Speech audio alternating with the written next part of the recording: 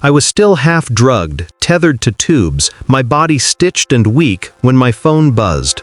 A single message, a sentence that burned hotter than the IV in my arm. "You're fired. We've cleared out your desk. We don't need unreliable employees like you." Unreliable. That word pierced deeper than any scalpel. I stared at the ceiling, the sterile lights humming above me, and for the first time in weeks, I didn't feel pain in my body, only in my chest. Not because I lost the job, but because of who sent it. My boss, the man who once swore I was his right hand, the one who toasted me at every company dinner, praising my loyalty, my tireless hours, my sacrifices. And he cut me off while I was lying in a hospital bed. I met him 5 years ago, back when my ambition still had a pulse. He was charming then, quick with promises, generous with praise.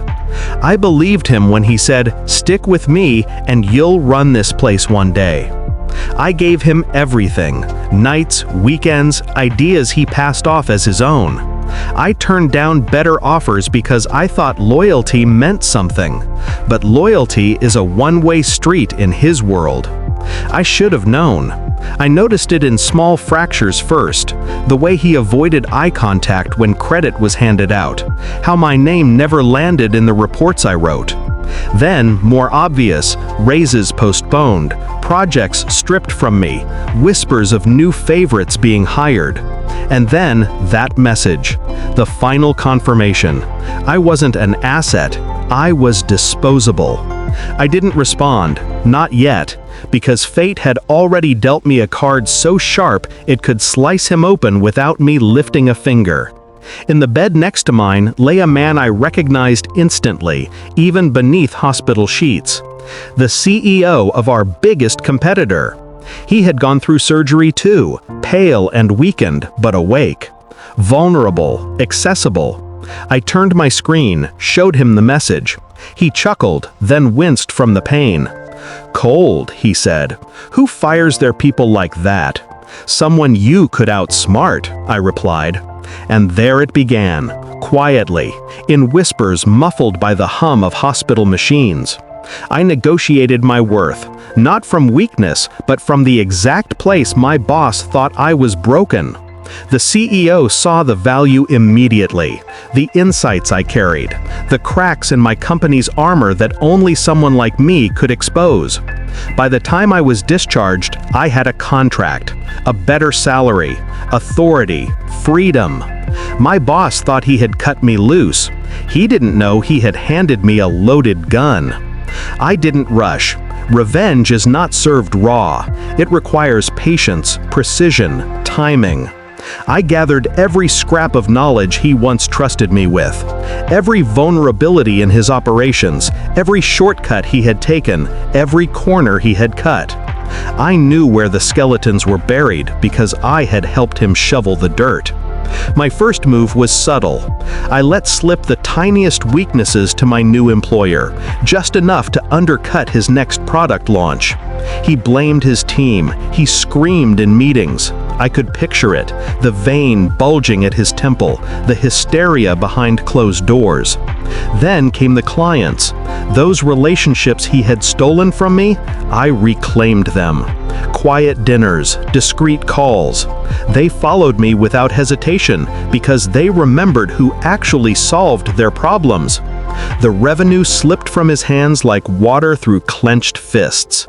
But the masterpiece came last. The day I walked into his office, I wasn't an employee anymore. I was competition, dressed in a sharper suit than he had ever bought me. He tried to mask his shock with arrogance, but his eyes betrayed him, wide, restless, already calculating what he might have left to lose. "Why are you here?" he snapped. "To return something you left me," I said, sliding my phone across his desk. The same message glowed on the screen. The words he had written, reckless, thoughtless, cruel.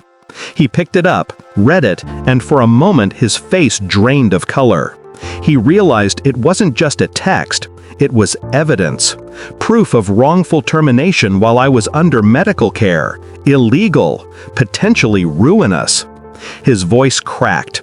We can fix this. No, I cut him off. Calm, precise. You don't fix betrayal. You endure it. And then you let it destroy the right person. He tried bargaining, pleading, promising me promotions, money, respect, all the things he had dangled before, now worthless, because I wasn't hungry for his scraps anymore. I left him with the phone, with his own words staring back at him like a noose. Within weeks, the lawsuit hit. Headlines followed, investors fled. His empire, built on hollow promises, collapsed under the weight of his arrogance. And I didn't have to lift a single brick, just one finger on one message. Now I sit in my new office, higher than his ever was, overlooking a city he can no longer control. The irony is perfect. While he buried me, I was being reborn next to the very man who would fund my rise. Unreliable, he called me. He was right. I am unreliable. Unreliable to those who think loyalty is a leash. Because the moment you cut me off, I don't break, I sharpen. And when I return, I don't knock, I take the door off its hinges.